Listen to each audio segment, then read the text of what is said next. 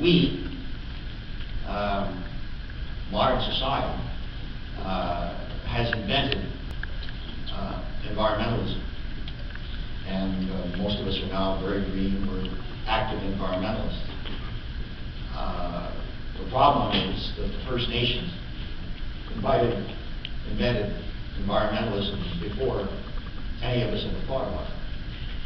First Nations tie to the land is of a spiritual nature that I don't think very many of us understand.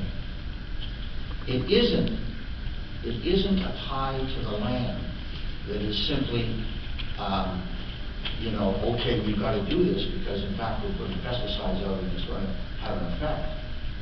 It's a tie to the land that recognizes that we are all part of nature, and that when we destroy the land, we destroy ourselves. And this is very deep. And it's, again, I'm going to go back to what the chief said. It's why the reason that I think Indigenous culture is so important for us to understand. Well, the oceans are part of that. The oceans are the largest body that exists within the world. It dwarfs the amount of land.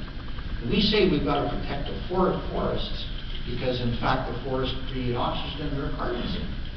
Well, the fact is that 50% of the oxygen in the world, 25% of the carbon that's absorbed, is in the oceans.